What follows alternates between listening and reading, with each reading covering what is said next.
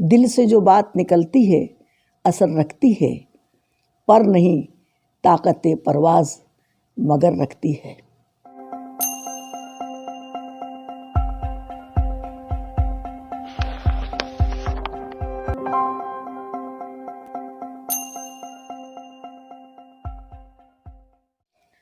السلام علیکم، میں شریف النساء قاضی آج پھر آپ سے مخاطب ہوں۔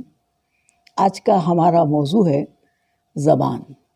زبان انسانی جسم کا ایک اہم عضو ہے، اللہ کی طرف سے دی ہوئی بہت بڑی نعمت ہے۔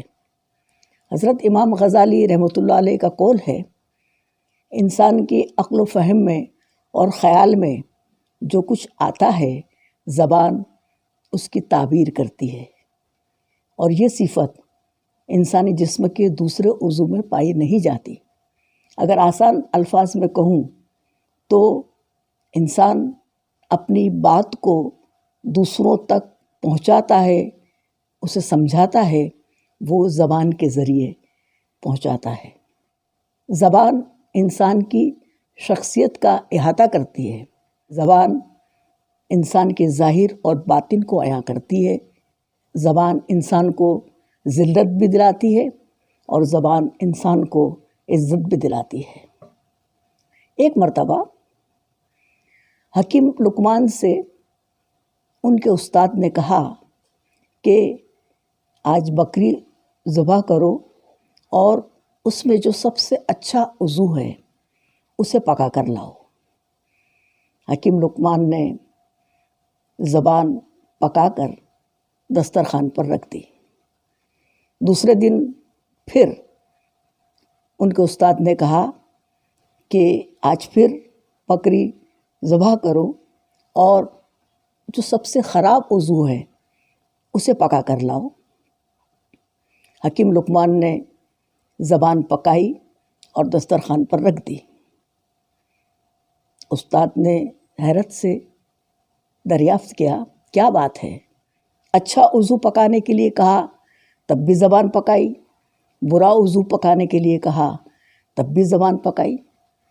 حکیم لقمان نے جواب دیا، انسانی جسم کا یہ وہ عضو ہے کہ اگر اس کا صحیح استعمال کیا جائے تو یہ سب سے اچھا عضو ہے، اور اگر اس کا صحیح استعمال نہ کیا جائے، غلط استعمال کیا جائے تو یہ سب سے خراب عضو ثابت ہوا ہے۔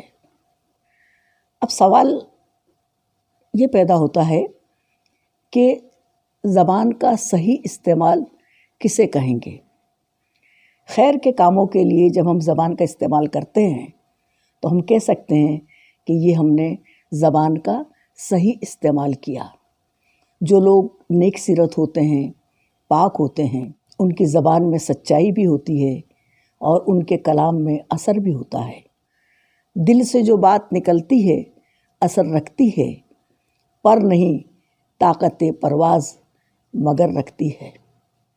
کسی کو تسلی دینا، ہمدردی کے الفاظ کہنا، سچ بولنا، حق کی حمایت کرنا، مظلوم کی حمایت کرنا، بڑوں کی تعظیم اور چھوٹوں سے شفقت کے الفاظ ادا کرنا، اخلاق کی بات کہنا، انصاف کی بات کہنا، اور سب سے بڑی بات ذکر الہی، درود شریف جیسے کلمات ادا کرنا، یہ تمام کام جو ہیں وہ خیر کے کام کہلائیں گے، اور خیر کے کاموں کے لیے ہم جس زبان کا استعمال کریں گے اسے ہم زبان کا صحیح استعمال کہیں گے۔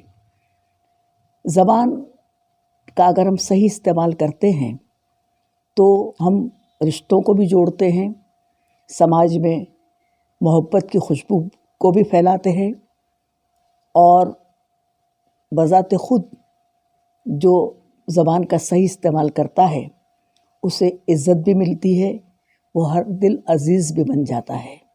صلح رحمی کے لیے، سماج کی فلاح و بہبودی کے لیے، سماج میں امن و سکون قائم کرنے کے لیے جس زبان کا استعمال ہم کرتے ہیں اسے صحیح زبان کا استعمال کہیں گے۔ ہمارے سماج میں زیادہ تر لوگ زبان کا درست استعمال نہیں کرتے، وہ اپنی زبان سے لوگوں کی دل آزاری کرتے ہیں اور اس طرح سے وہ اللہ کی نافرمانی کا سبب بھی بنتے ہیں۔ جھوٹ بولنا، گالی گلوچ کرنا، غیبت کرنا، چغلی کرنا، بہتان لگانا، ناحق کی بات کرنا،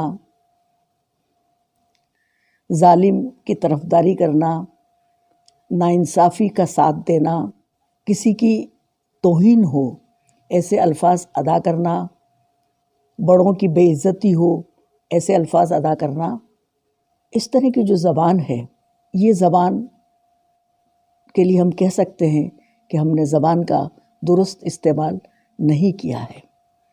اور اس طرح کی زبان بولنے سے جھگڑے پیدا ہوتے ہیں، فساد برپا ہو جاتا ہے، بھائی بھائی کو دور کر دیتا ہے، میاں بیوی میں جھگڑے پیدا ہوتے ہیں، سماج میں امن و سکون غارت ہو جاتا ہے، سماج میں بھی فساد پھیل سکتا ہے۔ اور کبھی کبھی اس طرح کی زبان بولنے والا شخص ایسی مشکلات کا سامنا کرتا ہے کہ جس میں سے باہر آنا اس کے لیے محال ہو جاتا ہے، وہ ذلت بھی پاتا ہے، لوگ ایسے فرد کو پسند نہیں کرتے، ایسے فرد سے لوگ رشتہ قائم رکھنا نہیں چاہتے اور اس سے دور رہتے ہیں۔ ایک حکایت ہے، ایک شخص ہمیشہ لڑائی جھگڑے کرتا رہتا تھا، کاہل قسم کا تھا، کوئی کام کاج بھی نہیں کرتا تھا۔ ایک دن اس کی بیوی جنگل میں جا کر ایک مٹکی میں شہد جمع کر کے لاتی ہے اور اس کو کہتی ہے کہ ہمارا پڑوسی بھی روزانہ شہر میں جا کر شہد بیچ کر آتا ہے، آج تم بھی جاؤ اور شہد بیچ کر آؤ۔ وہ شخص شہد کی مٹکی لے کر شہر میں شہد بیچنے جاتا ہے اور جب شام کو لوٹتا ہے تو اس کی مٹکی بھری ہوئی ہوتی ہے۔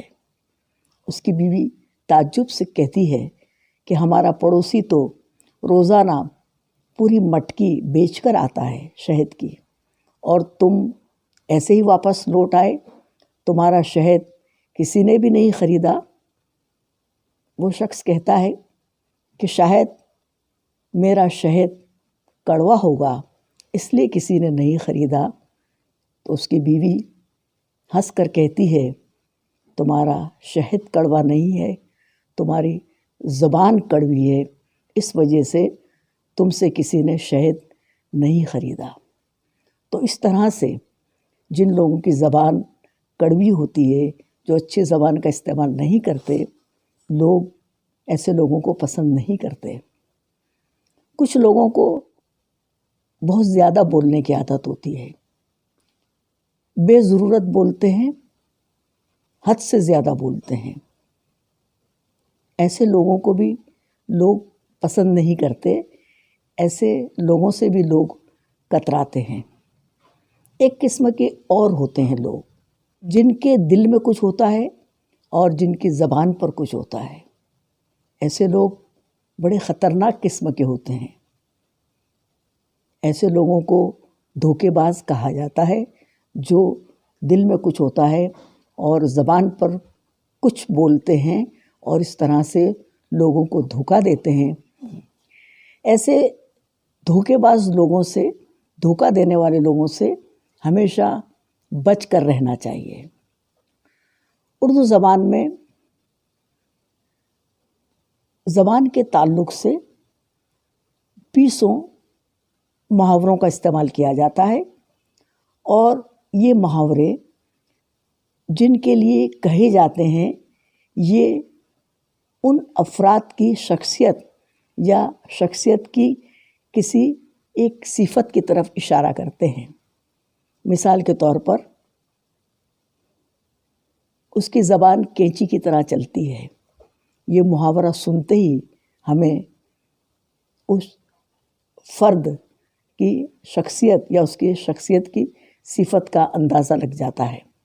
اور ایسے بہت سارے بہت دلچسپ محاورے ہیں، مثلاً زبان لمبی ہونا، زبان درازی کرنا، زبان بے قابو ہونا، زبان لڑانا، زبان پر قابو رکھنا، زبان پر حرف نہ آنے دینا، زبان پر شکوہ نہ آنے دینا، زبان کا چٹخارا لینا، زبان ہونٹوں پر پھیرنا،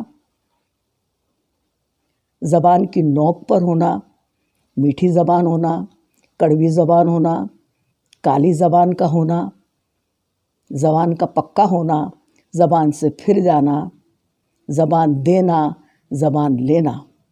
اس طرح کے بے شمار محاورے ہیں جو اردو زبان میں زبان کے تعلق سے بولے جاتے ہیں۔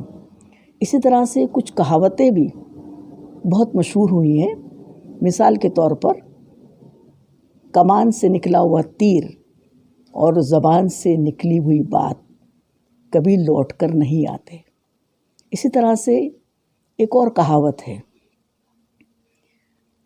زبان سے دیا ہوا زخم تلوار کے زخم سے زیادہ گہرا ہوتا ہے۔ یہ محاورے اور یہ کہاوت جو بات میں یہاں پر کہنا چاہتی ہوں اس کی بہت اچھی طریقے سے وضاحت کرتے ہیں۔